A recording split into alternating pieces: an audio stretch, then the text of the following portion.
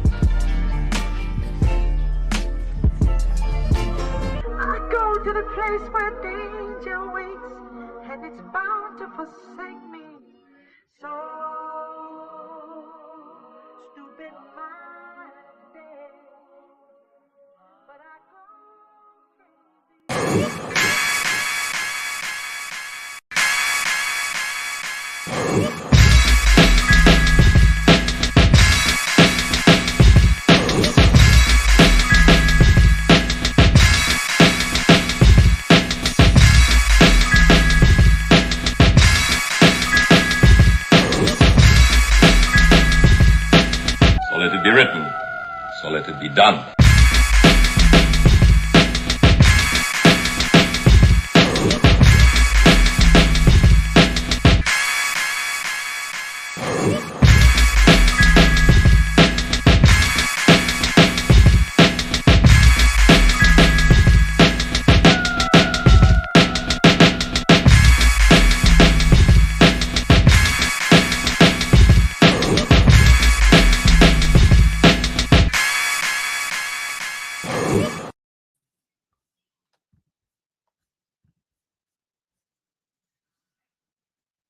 Hey, peace and blessings. Welcome to Heritage Hip Hop. You're on the Mic Council tonight, which is a show that talks about things that affect the hip hop community.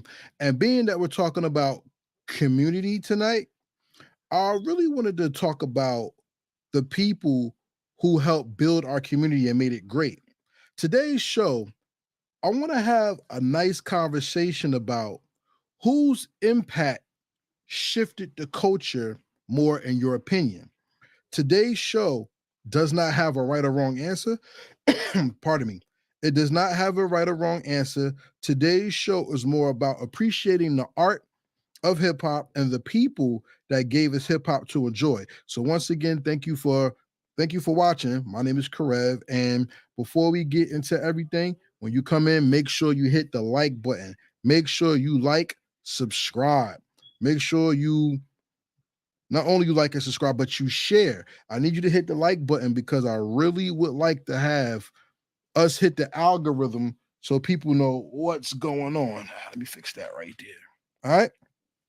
So for anybody who hasn't seen it, today's program is basically about the shift in hip hop and what did that shift really do? We're talking about Nas and Rakim. Now, when I put this question out, whose impact shifted the culture more?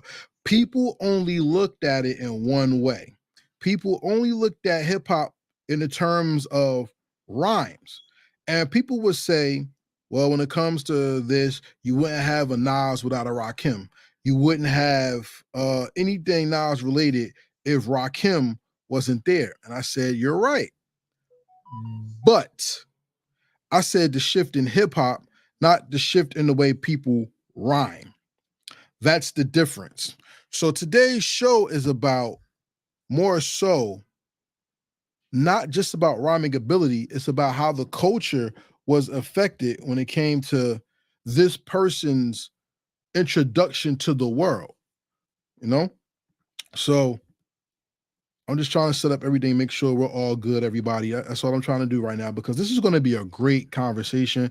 And I'm actually going to put the number up so people can call in and talk to me about this subject. Because I think this is a good one. I think this is a real good one. I took notes on it. If I can't even find my notes right now, my notes are over there. But I took notes on it, and I wanted to really talk about the importance of both men and talk about how they shifted the culture. So if anybody knows Nas, anybody knows Rakim, you can send this to them. It'll be excellent. But when we talk about Nas, right? We talk about Nas and we talk about Rakim. Most people will always go straight number one to lyrics, right? We're going to talk about what these men did for the game when it came to lyrics. So let's start with Rakim, because Rakim is the forebearer of Nas, right? Before Rakim came out, right? Let me get my notes. Sorry, y'all. Hold on.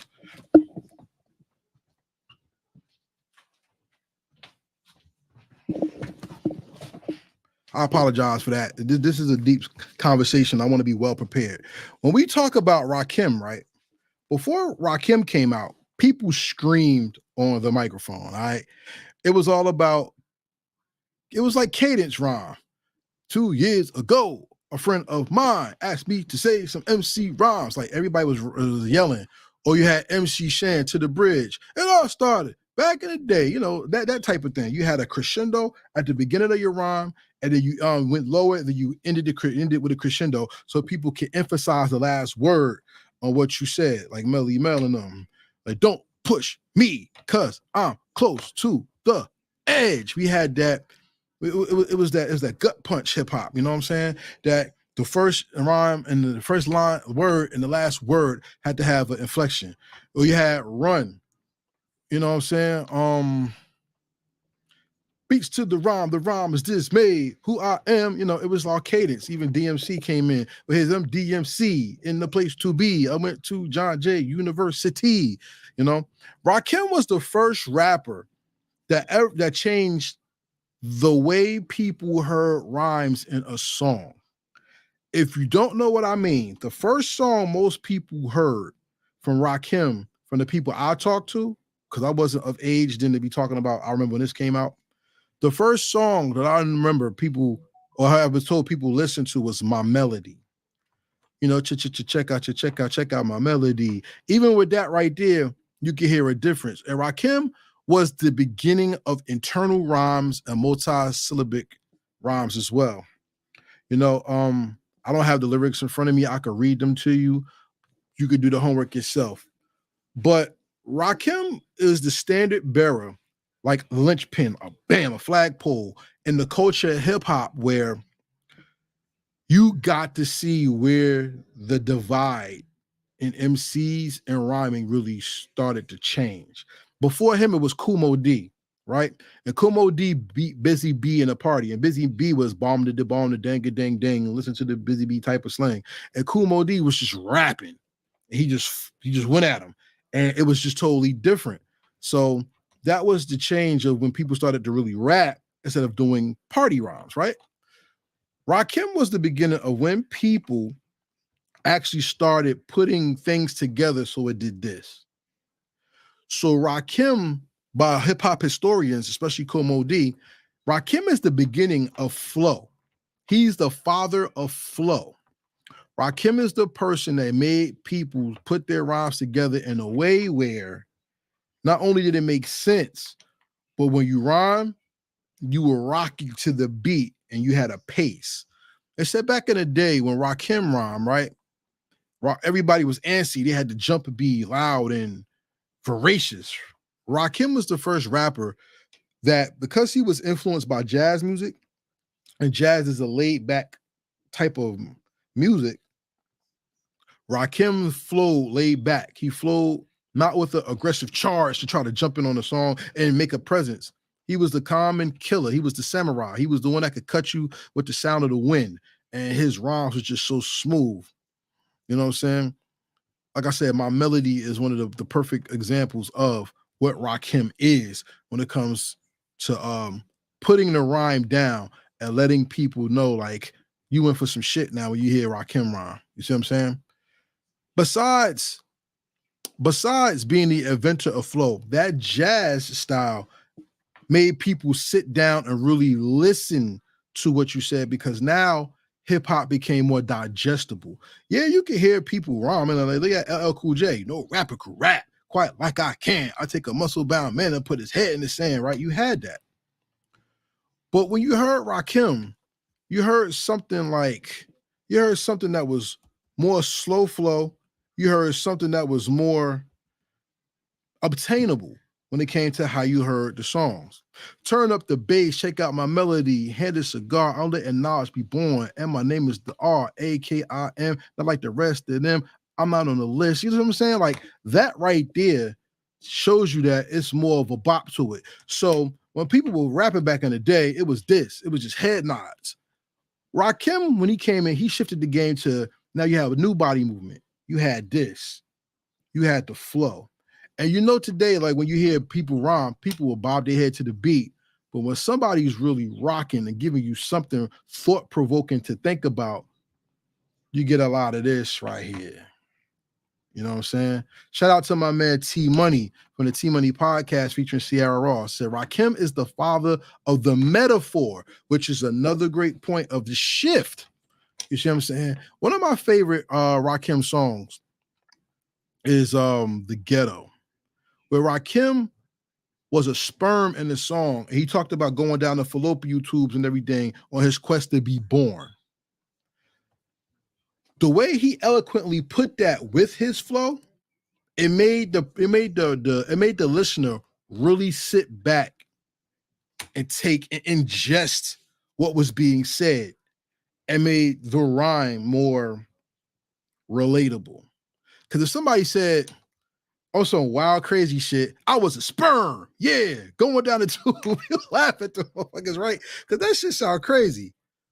But the way he put it, as he was the actual sperm itself, and he's telling you the journey he took from a first eye point of view, going down the tube into his quest to being birthed into the world, because of the flow that he had, Rakim was able to give you the first-hand eye view of being in the rhyme, not just listening to the rhyme. Because see, from what I understand, and if I'm wrong, it's cool. You'll have my number to call in.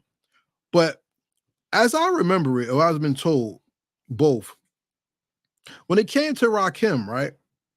When he rhymed to you and somebody heard it, the first thing you had to do was sit down, because it made you re-examine. It made you re-examine exactly what was being said. You know? See, that's the hardest part about Rakim, because I'm actually looking up his lyrics now so I can say them right. But when you hear rhymes like "My name is Rakim Allah" and the R-A stands for Ra, switch it around, it still comes out R. That right there will make you sit down, because not only did he give you the syllables in his name, he also went into the sound. And the way he's giving it, it really makes you sit down like, oh shit, how did he come up with that? See, instead of screaming on the mic and just telling people how he's the baddest on the mic or the top tier MC, he really gave you something thought-provoking, and that made people really have to change how they wrote their lyrics. Rhyming is easy with Rakim, because if it wasn't for Rakim, nothing that we are doing right now would even matter, because people would still be yelling on the microphone. And listen to what Jay-Z had to do to change the blow up from that aggressive style, whatever, to just sit back and talking to you. And then you can catch what he's saying. Shout out to my man Watts. Watson said, I'm gonna have to go with Rakim. Good, stay there. There's nothing wrong with that, because that's just how Rakim affected the culture, how his impact shifted the culture with lyrics. He said facts. It'd be all Run DMC yelling. Yeah, it'd be yelling the cadence. Run DMC's elevation is the Migos, right? Because the Migos do that, woo, woo, and that's like Run DMC cadence style stuff, right? But if you really listen to how the rhymes are coming out, Rakim is the beginning of when the rhyme became understandable, digestible, and easy to get, because you were doing this and flowing instead of nodding your head and just rock star banging out. You know what I'm saying? But Rakim's impact on hip hop goes not even on how he rhymed, it's his vocabulary. Rakim is the first MC. If you listen to the beef between EPMD and Rakim, it said Rakim was the first person who like stressing somebody wasn't even a slang back then. But for Rakim to tell someone about Eric Sermon, like, yo, tell your man he's stressing me, that changed the barometer of how MCs always wanted to battle and be provocative and winners when it came to mic skills. Like, arguably, did LL Cool J really beat M. Kumo D? But Kumo D was lyrically slaughtering him, but LL had the industry with him. Not saying LL lost. Just think about it, right? Think about how, even with rhyming today, how the industry changes whenever you introduce a new technique, a new sound, or a new verb that catches on. And we'll talk about that in a little bit. You see what I'm saying?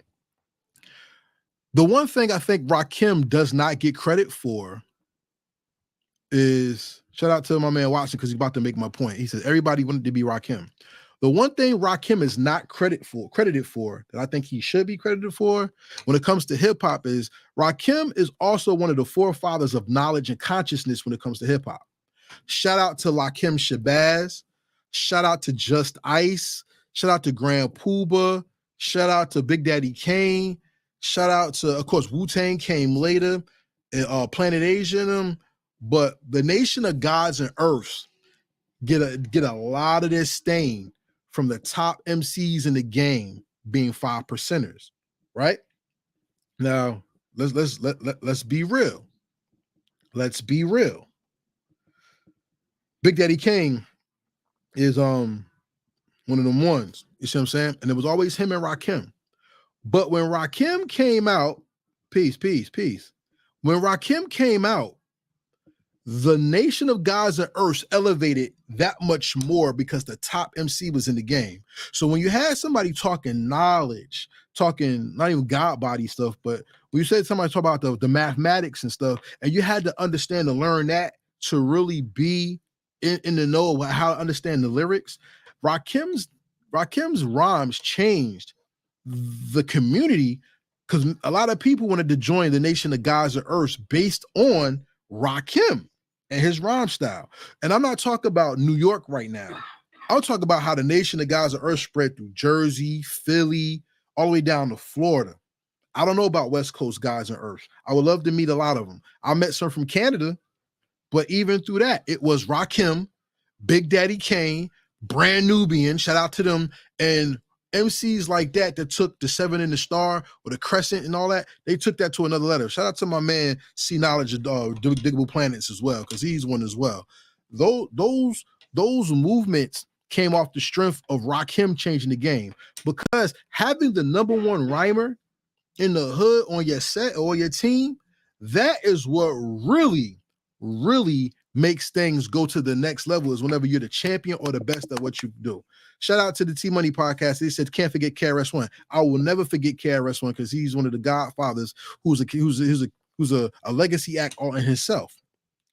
Him and Chuck D really took it, but they didn't take it through the Nation of Gods and Earths. I know KRS-One is more knowledgeable of everything. Chuck D ran with the Nation of Islam, and Rakim was more of a 5%er.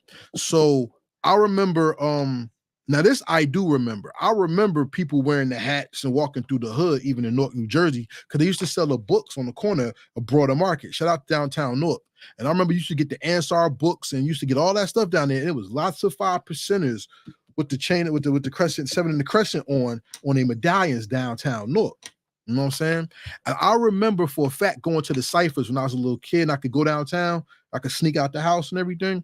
I remember going to the arcade, and I remember being on the block, and people had the Kufis and the 7 in the stars and 7 in the crescents on, and they were down there rhyming, talking about, you know, God bodies and everything. And shout out to Poor Righteous Teachers. That's Trenton, New Jersey, not even Essex County, where and the 5% Nation of Gods and Earths were very prevalent.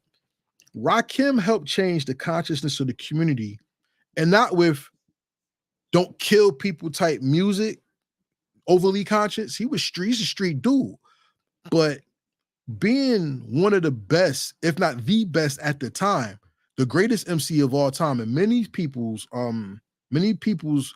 minds and opinions, being one of the best of all time, him representing that team made that team grow proficient when it came to what's the top and what's the best and how we're going to pattern ourselves from there. I mean, if you think I'm wrong, think about this. I hate to put this kind of language in there, but how many people would jock or ride somebody just because they're popular? You know what I'm saying? Look at what Stephen Curry did to the NBA. Everybody want to shoot threes, and people who can't shoot are taking threes, and it's too ridiculous. And now American basketball is falling from a game of being skilled all around to now just shooting a three. That's why the Europeans are coming here and whooping ass, because they're more fundamental, and people here just want to dunk and just shoot threes. You see what I'm saying? How about when Jay-Z said, put away your jerseys, wear button-ups? And because Jay-Z said it, everybody started taking off their throwback jerseys. And I remember Jay-Z wearing a Brett Favre Falcons jersey. You know what I'm saying? And he started putting on button-ups. And then the game changed. Kanye did the same thing with the turtlenecks and the blazers and the jeans, right?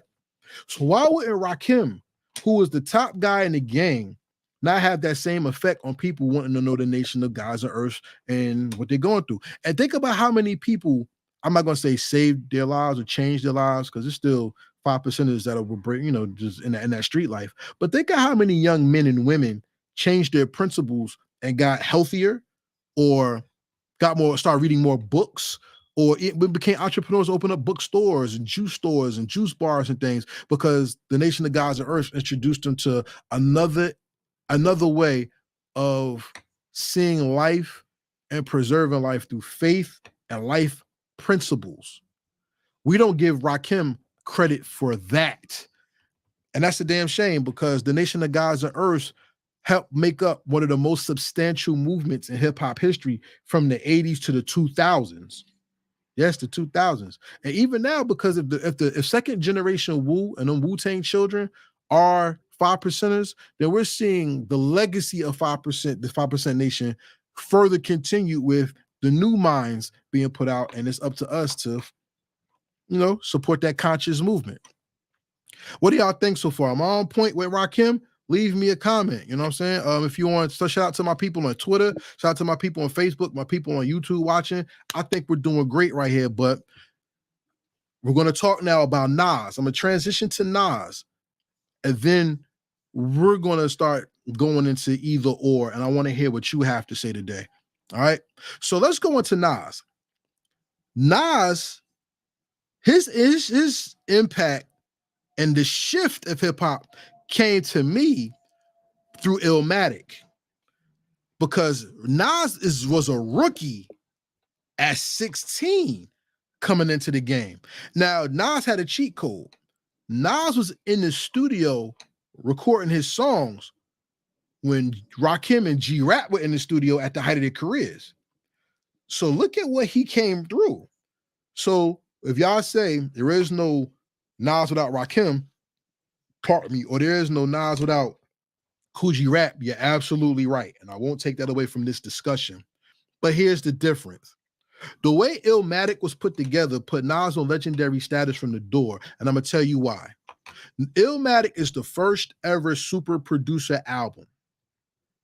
Everybody fought to get on this guy's album, except for Eric Sermon. You heard his interviews where he said, well, he didn't know about Nas. He didn't really care. He had his own team, right? His squad was the shit, right? Cool. But you had producers fighting to get on the Illmatic album. And then they fought to give each other who had the better beat on the album. So if you look at it, LES, Large Professor, Pete Rock, DJ Premier, and Q-Tip. I think it's only 5 producers on that album, right? They battled to see who was going to give Nas the best record, the best sound. And we got some of the most complete hip-hop songs ever made. Can you tell me The World Is Yours is not one of the most perfect hip-hop songs ever? The World Is Yours is one of them ones. That's legendary top tier. That's an Alien song right there. If an alien came down and said, what is hip-hop? You could give them The World Is Yours. And they'd be like, yo, that's crazy. You know what I'm saying? But the way the album was put together, for one, changed how people made albums. Because if I go back to Rakim, at Rakim's time, it was one rapper, one DJ. The DJ did all the beats or picked the beats, and the rapper's job was just to rap. That's it. All they had to do was just say their rhymes to the beat. Nobody else had any input on what was going on. Yo, these are your rhymes, make it work. Right? But when it came, and that was Rakim's time, pardon me, y'all. That was Rakim's time. When we talk about Nas and coming in with Illmatic, that was the birth of the super producer album. And that shifted the game primarily because now everybody wanted to do albums with whoever the hottest producer was at the time, or producers were at the time, so they can get the best beat out. That's what makes Nas a legend. Because right there, he changed the format of how people did albums. Not only was his rhymes amazing, but now the structure of the album had to change, because now it's about your beats and your rhymes, not just the package that you put together that has a couple good songs. What's your singles? These are your album fillers. Okay, and we'll put something together and see what was what. It was rhymes only back then. It wasn't really production. And people who had the better production had either Marley Marl, who was the master of sampling and the inventor of sampling, or you just had some in-house producer like Dr. Dre or something, and they just did their thing. Watt said Nas is definitely the GOAT, but I feel there's a lot of others that have a bigger influence as far as style. Nas style definitely come from, but you're only talking about rhymes. That's the problem. Style and rhymes is the only thing people talk about when I said this, but I'm going to continue so you can see what the hell I mean. Now, Nas, when it came to style, Rakim had flow. Nas produced fluid, poetic, compound rhymes, which means rhymes that were stacked upon each other. If you don't believe me, listen to It Ain't Hard to Tell. My mic check is life or death, breathing the sniper's breath. I exhale the yellow smoke of Buddha through righteous steps. That wasn't a rhyme pattern back then. It wasn't. That was different. And being 16, when he wrote Life's a Bitch or New York State of Mind, listen to how he perfectly, the intro track to his career is a story rhyme from the perspective of a child growing up in the projects. Remember how we talked about the sperm in the ghetto? Now look at the child looking at the world from the projects. They mimic each other, but both had a different aura and sense of delivery when it came to the culture. You see what I mean? I mean, let's just keep it real. Rhymes are so easy. But if we go into production when it came to Illmatic, it being the beginning of the super producer album, Illmatic is loved and hated at the same time. I've never heard of a Rakim album being loved and hated at the same time. Now with Rakim, you hear, oh, he had some good singles, but the rest, it was good. At least he rapped though. I've heard that. But with Nas, right? Illmatic was the beginning of the super producer era, which is now in hip hop, where people got all the best producers to give them multiple beats so they could craft an album. To people saying that was the beginning of the downfall of golden era hip hop, because now people were going to different producers to concoct a sound rather than having a homegrown sound that you knew from a DJ and a rapper that you were used to. Think about this. DJ Jazzy Jeff and the Fresh Prince. So you knew where the rhymes were coming and the beats were coming from. Eric B and Rakim. You knew where the beats were coming from. Run DMC had Jam Master Jay, and you knew where the thing was coming from. NWA had Dr. Dre, and you knew where the beats were coming from. With Nas, right? Nas, you started really going into who has something they could give me that's going to match my style. And now Nas ushered in a new wave of hip hop. The new wave was beat picking. Because without Nas and that bullshit, people say that Nas don't know how to pick beats. Nas picks horrible beats. Now rappers had to pick beats. So did that not shift the culture? Don't tell me how E40 is dope because he picks good beats, where before Nas, that wasn't even there. Come on, let's really talk about this. Nas is shifting the culture. Not only went to how people rhyme, it went into how people crafted albums and how people picked beats. That's new. That's very new. Gentlemen, I hear y'all on the microphone. That's new. Yo, I can hear y'all. That's new when it comes to hip hop.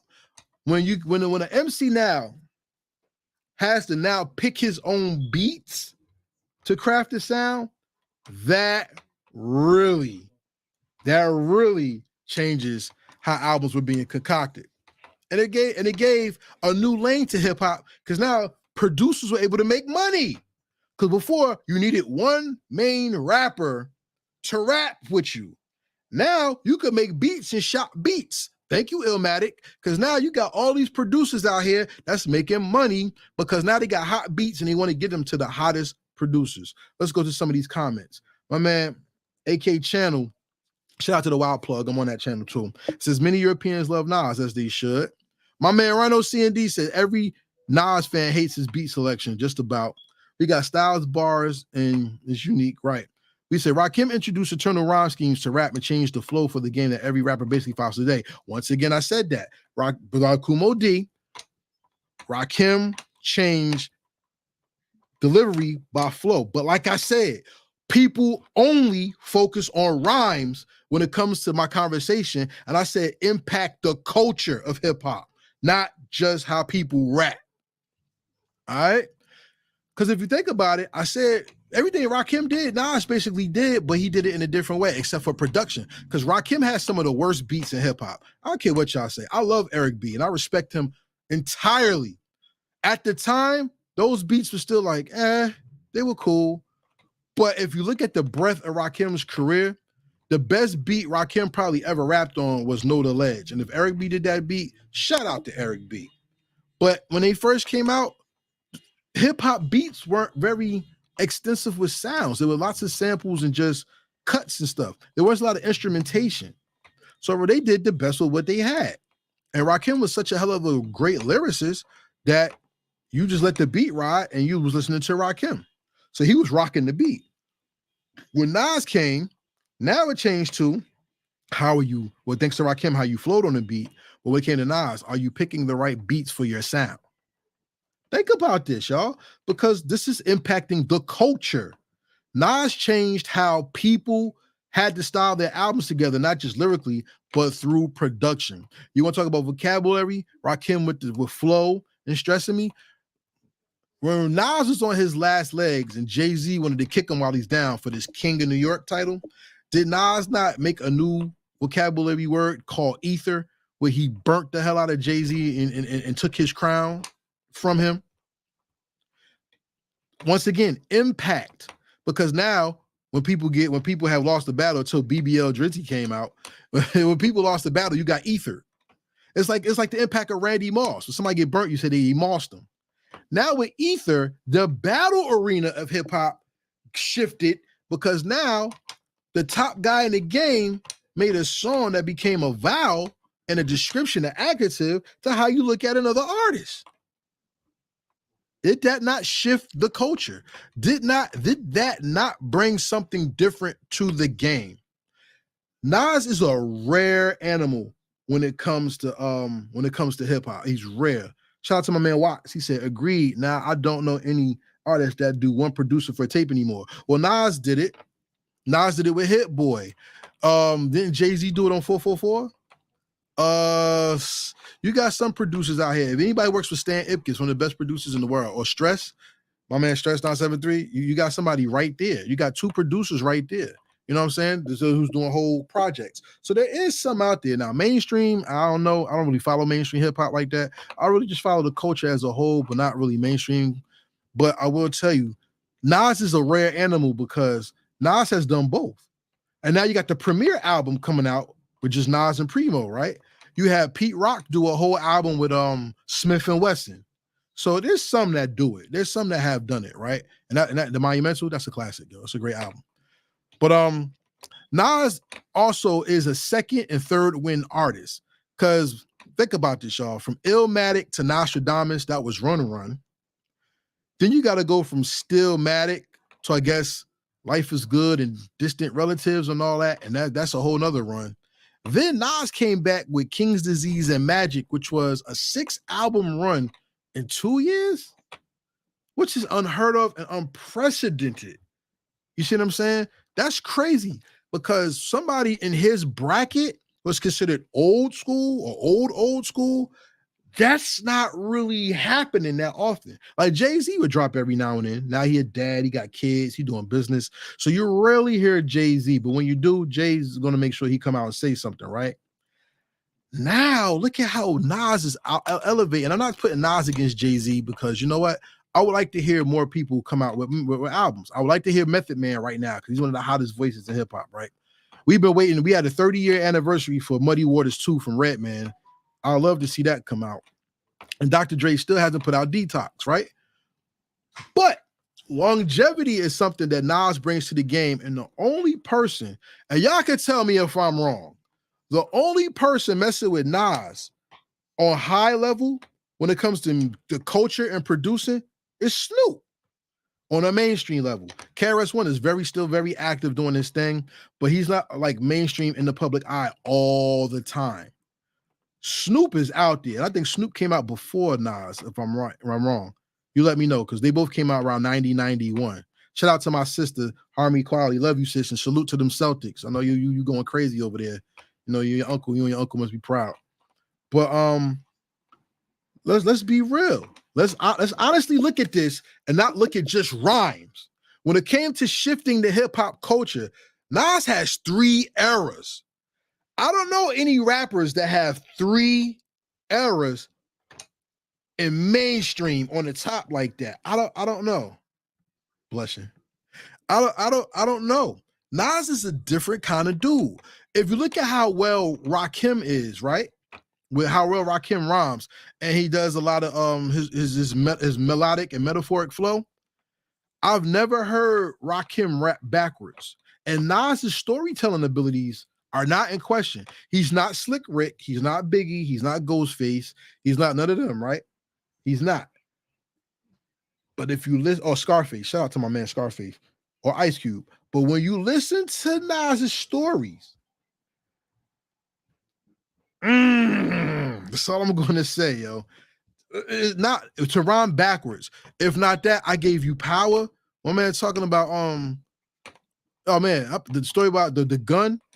Come on, yo. Like Nas really he's pushed the envelope in a lot of ways. Like other people have done it, but has he not worked to perfect it or take it to a new direction? Because like I said, I gave you power and rewind are two of them songs that's just crazy.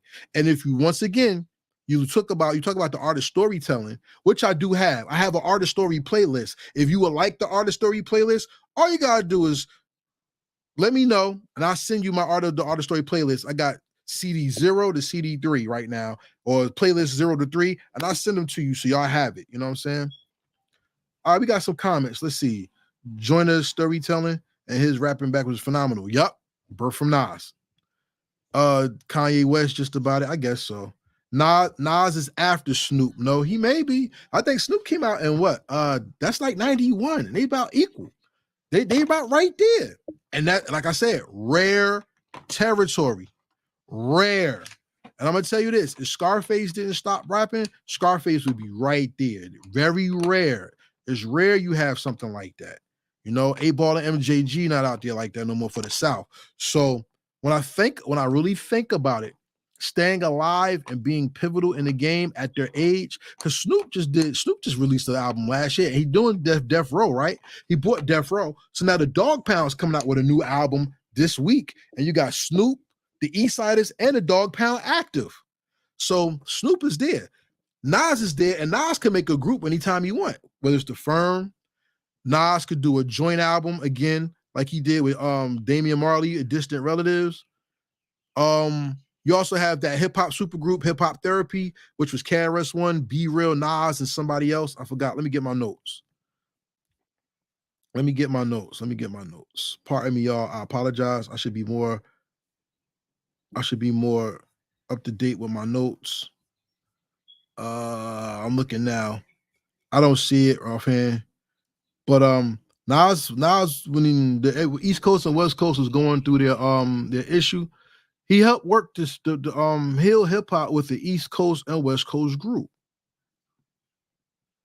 I don't see it right now, and I apologize. So once again, going back to my point,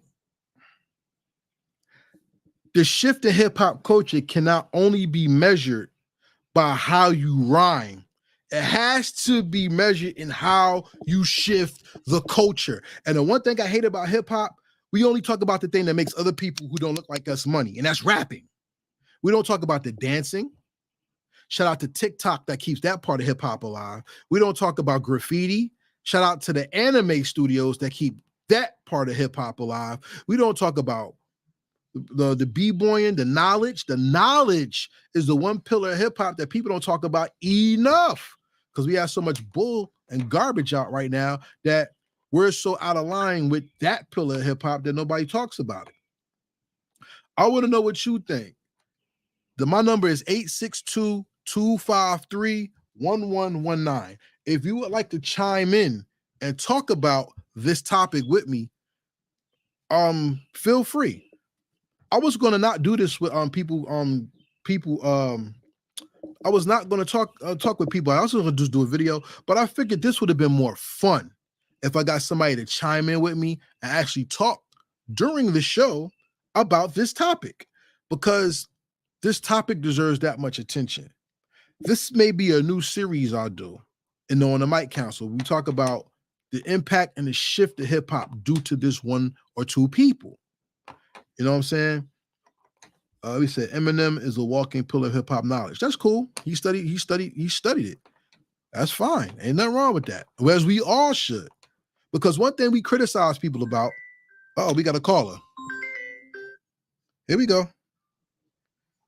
Peace and blessings. What's going on? Hey, peace and blessings. It's Daryl. Yeah, you know what else? One thing people don't talk about? Belly. I'm listening. Like, just the fact that he did Belly to get a film, like, that's also another thing that a lot of people, like, overlook. We're talking about his acting? You know? Yeah, I will give him and, like, I'll say DMX. They were, like, the first ones to really, really, really, branch off and do that. You don't count Will Smith and Queen Latifah and Ice Cube in that? I meant like more so like in the prime. In the prime? In your prime while you're at it. Because at that time, like in your prime, not like using hip hop as a branch to spread out. Because by the time Will Smith, he stopped eventually, and he wasn't as consistent, but he looked at someone like a Nas, when Belly was coming out, he's had a history. So you talk about how Nas and DMX may have shifted the culture by being active rappers at the top of the game while going into other ventures at the time.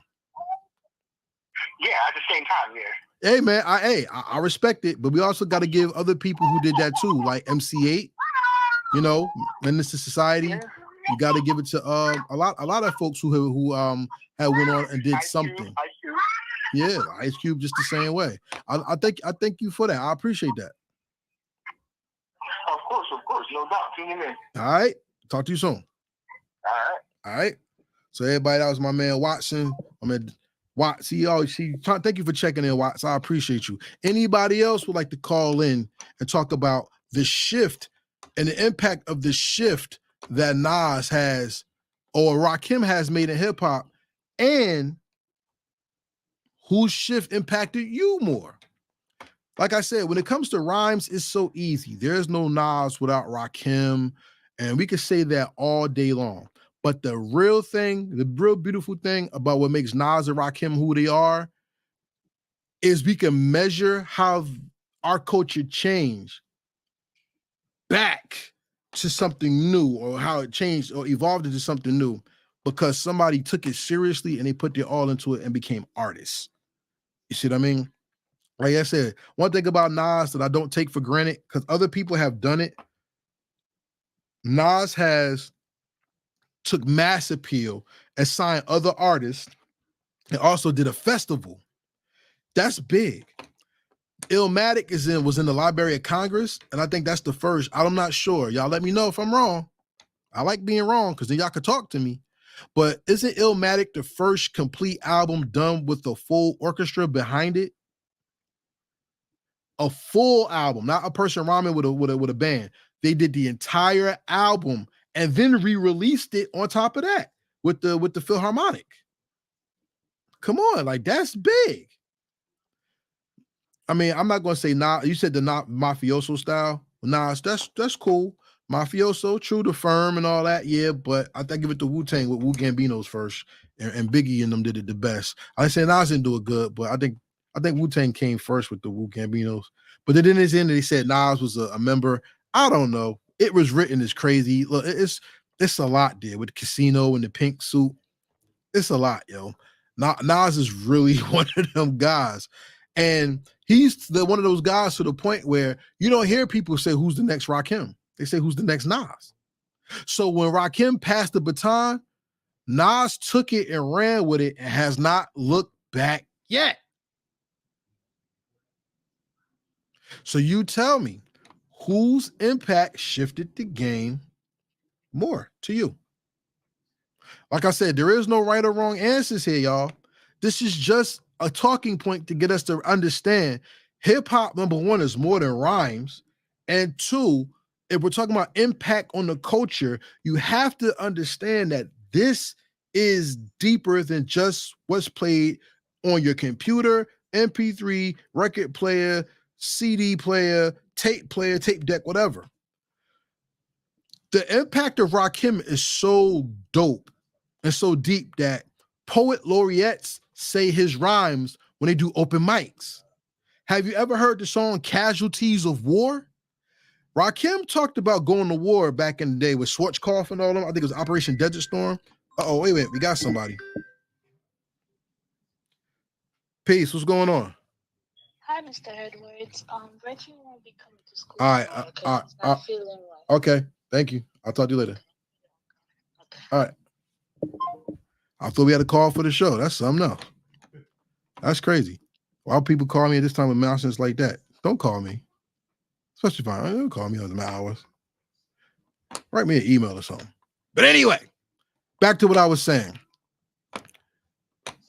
The poet laureates use Rakim's rhymes to warm up the mic for open mic sessions. Casualties of War was about Operation Desert Storm. And it wasn't too many rappers really talking about going to Desert Storm and war and things like that. But we all talk about the war that goes on in the inner cities, but Rakim put a different spin on it. We all are children of the Black Panther Party, right? Because Head Start came from that. People feeding people in the hood came from that. School programs getting you ready for school at a Head Start, 5%ers, all that, right? That all came from the inspiration of the Black Panther political party, right? But think about this. Even though it came from it, it had to evolve and go into its own thing.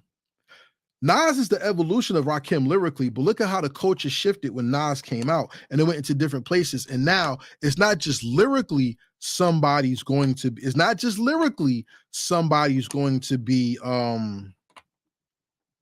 important.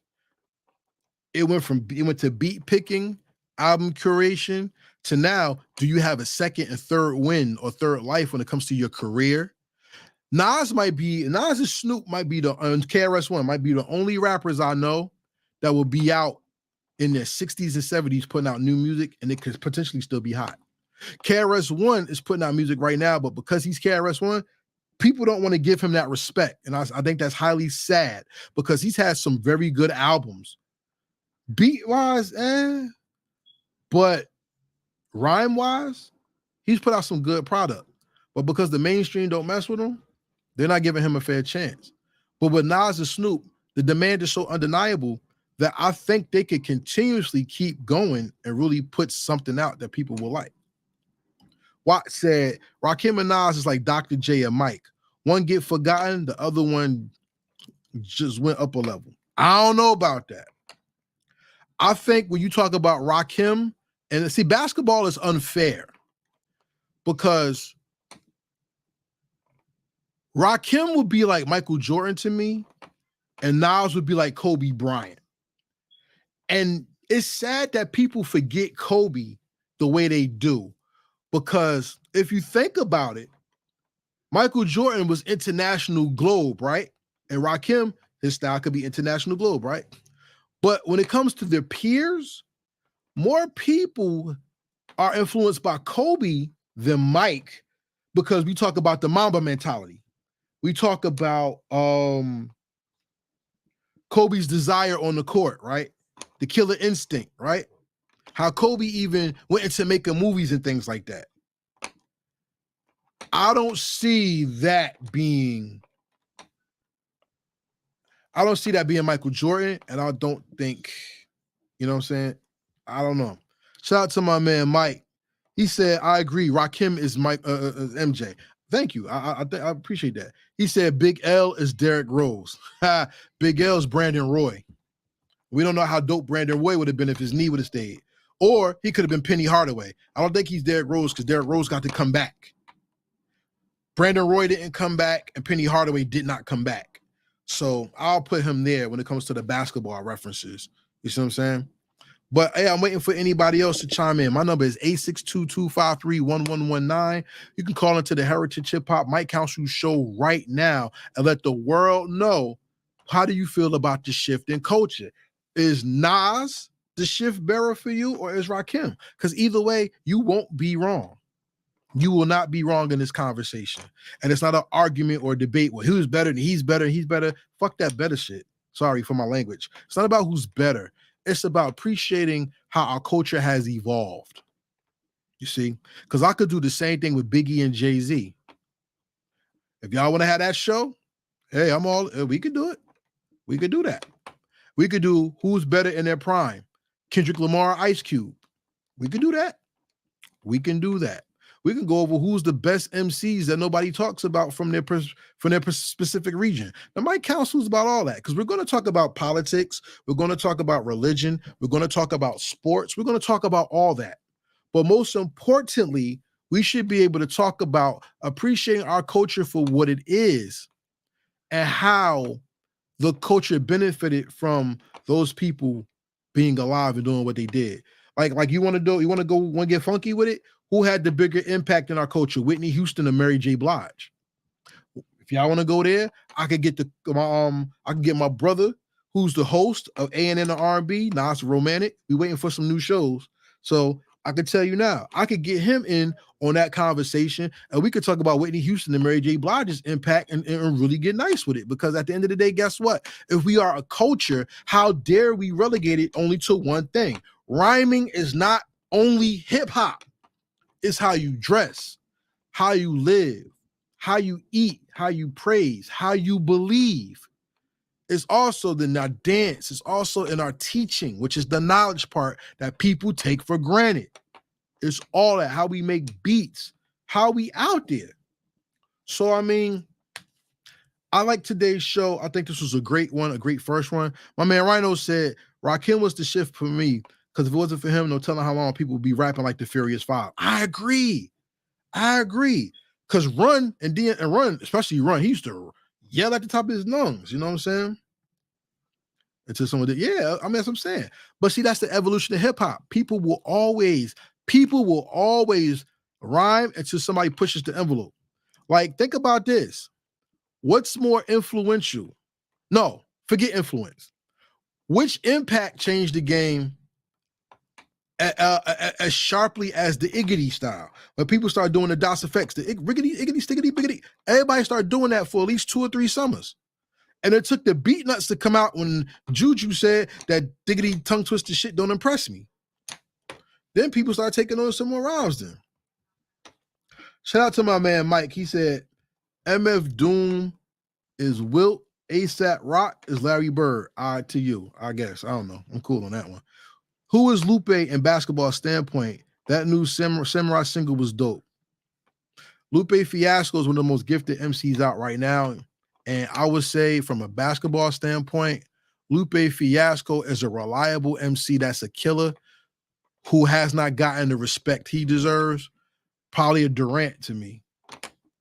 Probably a Durant. Maybe a Melo. Because he does what he does. Lupe has classics too. But because of the Obama thing, that kind of blackballed him. And with Carmelo, I think he got blackballed. So I'll probably go with Carmelo Anthony. But back to Nas and Rakim. We talked about rhymes. We talked about album setup. We talked about the art in the beginning of the production era, where people wanted to pick beats and be called beat pickers, and producers got to open a lane up to make money due to Illmatic, which is huge because that's what pushed the culture. Now you can hear Dr. Dre on a such and such beat, you know? Even when, like, think about this. When Ice Cube left NWA, right? It was one producer group that did his album, The Bomb Squad.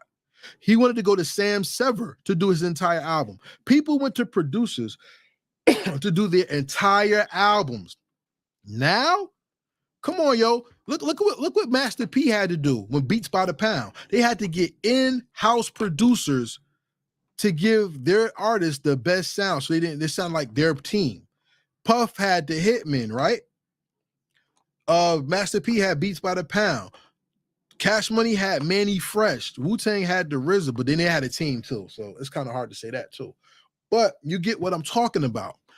Illmatic changed the way people put their albums together through production. It changed the expectation and the bar how you measure an MC, because now not only do they have to rhyme right, they got to pick the right beats and craft an album.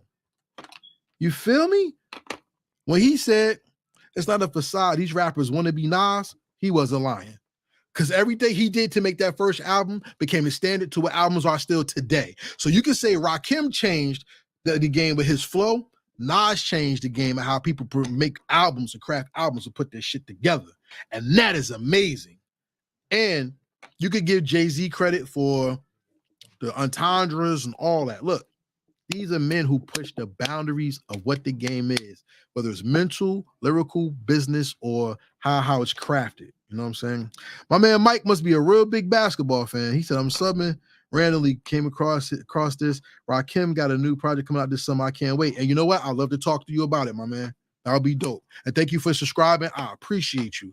You know what I'm saying? To everybody out there watching on Twitter, YouTube, and Facebook, I appreciate every single one of y'all, because y'all have helped Heritage Hip Hop grow. So before I get out of here, I want to say, please subscribe to heritagehiphop.com. Follow Heritage Hip Hop on all social media. I have shows like the Mic Council. I have my podcast show today. I did my first ever podcast with a live audience, and it was amazing. And you'll see that on Heritage Hip Hop on YouTube. We have Truth Behind Bars, which is celebrating those people who rhyme. Truth Behind Beats, celebrating people that produce and make beats. I don't want beat makers. I actually want producers on that show. You will see more in the summertime with Heritage Hip Hop as I go outside. I'm doing my best to get some more footage of not only live shows. I'm gonna get some more great content that by me for y'all. Check out A&N the R&B. That's my man Nas. That's his show. We're waiting for the Big A show to come back. Check out Shots by Big A on Instagram. That's my man. He takes some good pictures that you see on Heritage Hip Hop. If you need a photographer, you got him. I work with him, so he's the man. I'm just a sidekick. I'm gonna be honest with you. But even with A&N R&B, my man Nas Romantic know the R&B. I'm a sidekick. You know what I'm saying? Let's go back to Michael Thompson. He said something. He said Jay-Z gave Rakim his props recently when they came across each other. Jay-Z looked kind of scared though. I would too. Jay-Z is kind of overrated to me. Nas is way better. Hey, that's just a matter of opinion. There's nothing wrong with that. You know what I'm saying? If y'all really want to know how masterful it is to see the appreciation of two MCs, listen to Unauthorized Autobiography of Rakim by Nas. I think that's on the Hip Hop Is Dead album. And check out Classic by DJ Premier featuring Kanye West, Rakim, and Nas. That was a great little commercial hit. I think KRS One, Nas, Rakim, and Kanye West. Check that out. That's a great little jewel right there for y'all who love this hip hop music. It is an hour. I've been on here talking long enough. I wish more people would have called in, but for everybody who watch, please let me know how you like the show. Go in the comments on YouTube, please, because I want to hit that YouTube because I got a sub. I'm looking for 3,000 subscribers. I'm on 2.2. It's been slow burn, but guess what? It's time for you to get them numbers up. I want a YouTube plaque to put right here. I want over 100,000 subscribers, and I need your help, y'all. So please, please, please help me get there. Tell a friend. Share it to the book, share it to the gram, share it to TikTok, share it to X, wherever you listen to me. If you listen to me on Spotify, Apple Music, wherever you stream your podcast, thank you. This show will be there. And may the Most High bless y'all. And most importantly, may God give you what you need and not just what you want, because wants and desires can fill you, but your needs can fulfill you. You understand that? So I usually play my Redman commercial and everything. I didn't do that tonight because I just wanted to have this conversation. But to everybody out there, peace. God bless you, and we out. Real hip hop. Real hip hop. We here. Real hip hop.